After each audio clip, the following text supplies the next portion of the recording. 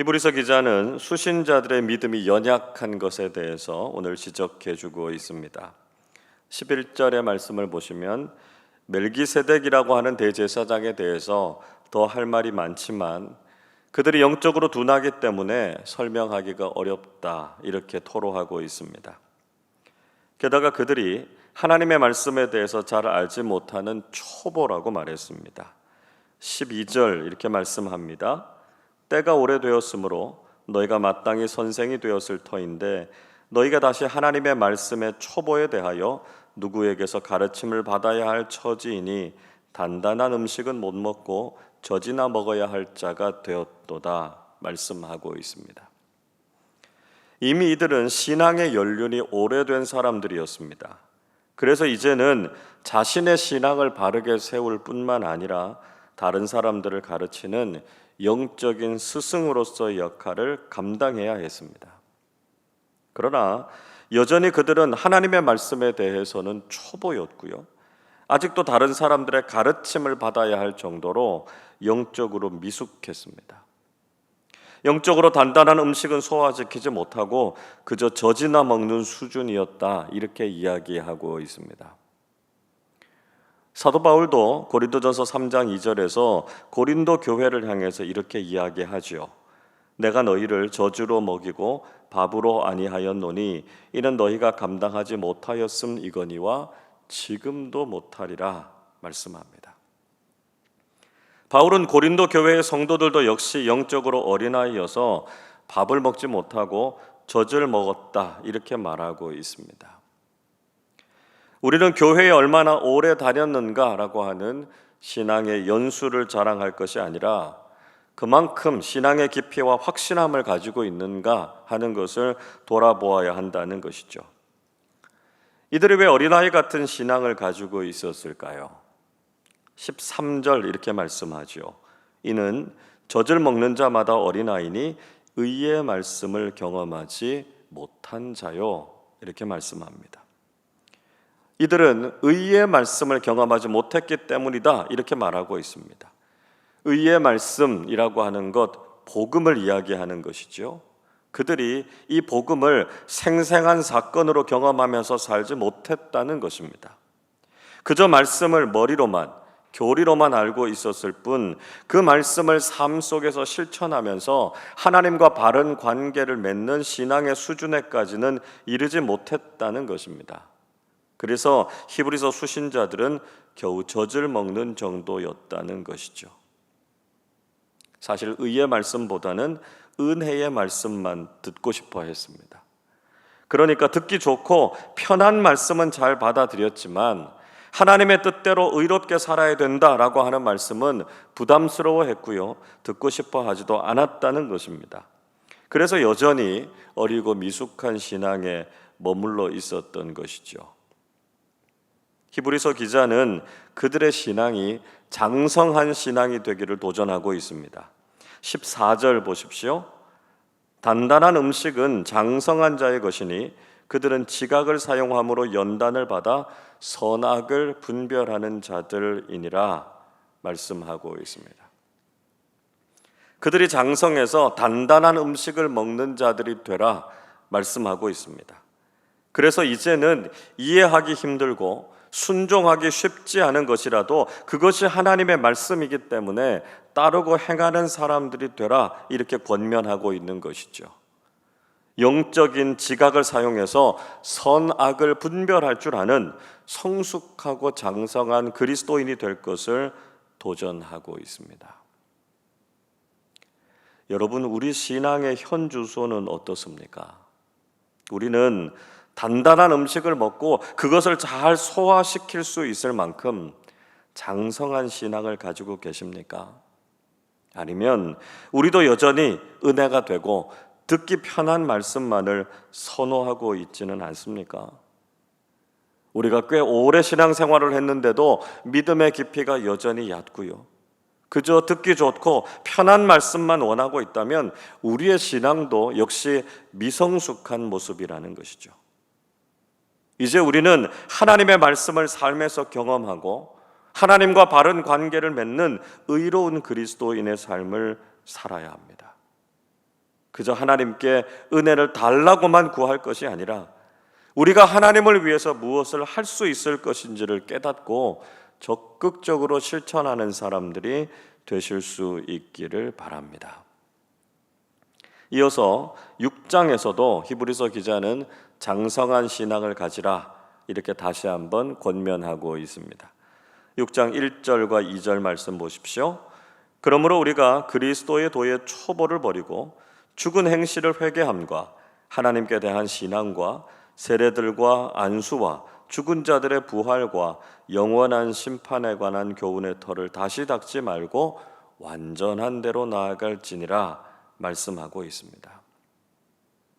그들에게 그리스도의 도의 초보를 버리라 이렇게 말하고 있죠. 어린아이 같은 신앙에서 벗어나서 여전히 그 자리에 머물러 있는 낮은 수준의 신앙을 극복하라 이렇게 말하고 있습니다. 죽은 행실에 대해서 회개할 것도 이야기하고 있습니다. 사도 야고보가 이야기하고 있는 것처럼 행함이 없는 죽은 믿음에 대해서 회개하라 하는 것이죠. 그리고 하나님에 대한 믿음, 세례, 안수, 죽은 자의 부활, 영원한 심판 등의 교리와 복음의 털을 다시 닦지 말라 이렇게 말하고 있습니다. 이미 들은 복음의 진리 위에 신앙을 바르게 세우라는 것이지요. 그리고 그 믿음을 성숙하고 완전한 대로 나아가게 하라 말씀하고 있습니다. 이미 예수 그리스도의 복음 그 자체가 완전한 것이다라고 하는 것이죠. 그들이 이미 복음의 진리를 들었다는 것입니다. 그래서 다른 교리를 따르지 말고 오직 복음의 장성한 분량에 이를 것을 권면하고 있습니다. 그리고 또 한 가지 중요한 당부를 하고 있습니다. 절대로 배교하지 말 것을 강조했습니다. 4절부터 6절까지 이렇게 말씀하지요. 한 번 빛을 받고 하늘의 은사를 맛보고 성령에 참여한 바 되고 하나님의 선한 말씀과 내세의 능력을 맛보고도 타락한 자들은 다시 새롭게 하여 회개하게 할 수 없나니 이는 그들이 하나님의 아들을 다시 십자가에 못 박아 드러내놓고 욕되게 함이라 말씀하고 있습니다. 이미 이들은 진리의 빛을 받았고 복음을 깨달았습니다. 성령에 참여한 바가 됐고요. 하나님의 선한 말씀과 내세의 능력, 그러니까 구원의 은총을 이미 경험한 사람들이었습니다. 그러나 지금 당장 닥친 핍박 때문에 또 세상의 가치와 유혹에 넘어져서 배교하고 타락하게 되면 다시는 새롭게 하게 하는 회개가 없다 이렇게 말하고 있습니다. 구원의 복음을 듣고 난 이후에 다시 과거의 삶으로 돌아가서는 안 된다는 것이죠. 그렇게 되면 우리를 구원하시기 위해서 십자가를 지신 예수님을 다시 십자가에 못 박는 결과를 가지고 오게 된다는 것입니다. 신앙을 버리는 이 배교와 변절이라고 하는 것이 이토록 무서운 것이다 하는 것을 말씀하고 있는 것이죠.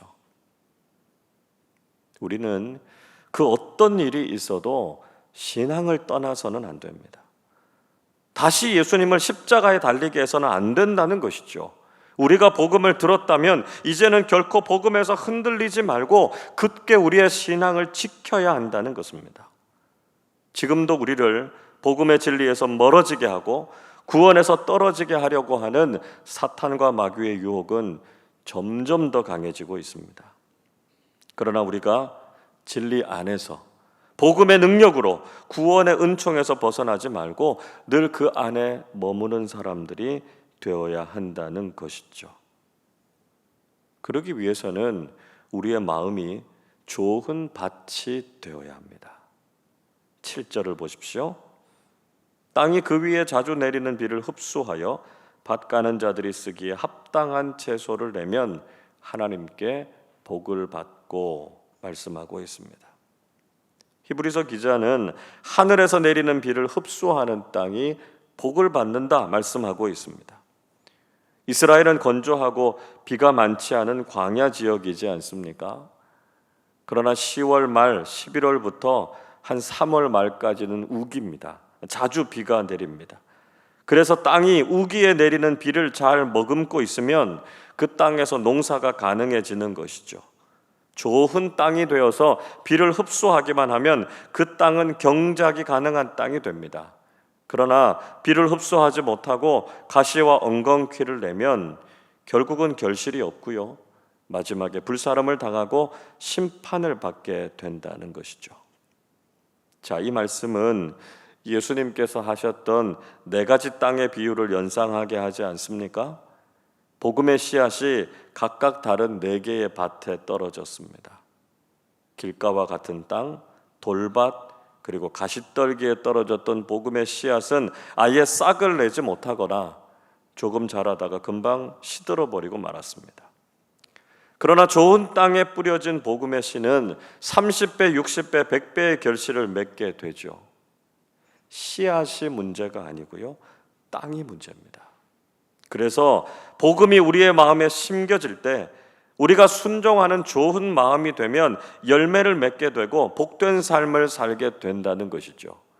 이것이 바로 장성한 신앙이고요, 진리에서 결코 멀어지지 않고 배교하지 않는 신앙의 모습이다 말씀하고 있습니다. 여러분, 우리의 신앙이 날마다 장성하고 성숙해지실 수 있기를 바랍니다. 이해하기 쉽고 듣기 좋은 말씀만 원하는 것이 아니라 때로는 심오한 진리의 말씀과 부담이 되더라도 무거운 말씀이라도 그것이 복음이기 때문에 그 말씀의 기쁨으로 순종하는 사람들이 되시기를 바랍니다.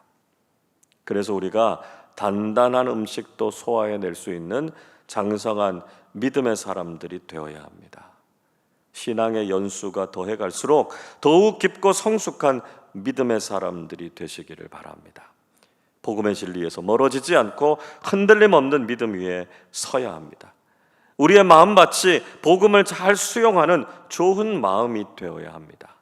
그래서 복음이 풍성하게 열매를 맺고 하나님의 말씀에 기쁨으로 순종하는 성숙하고 아름다운 신앙인들로 살아가시기를 주님의 이름으로 축원합니다. 기도하겠습니다. 의와 진리의 길로 인도해 주시는 하나님 아버지, 저희들을 죄와 사망에서 구원해 주시고 올바른 믿음의 길을 걷게 하시니 감사를 드립니다. 우리가 신앙의 초보를 벗어나서 장성하고 성숙한 믿음의 사람들이 되게 하여 주옵소서. 심오한 복음의 진리를 깨닫게 하시고 말씀이 요구하는 그리스도인다운 삶을 살아서 늘 하나님과 바른 관계를 맺으면서 살게 해 주옵소서.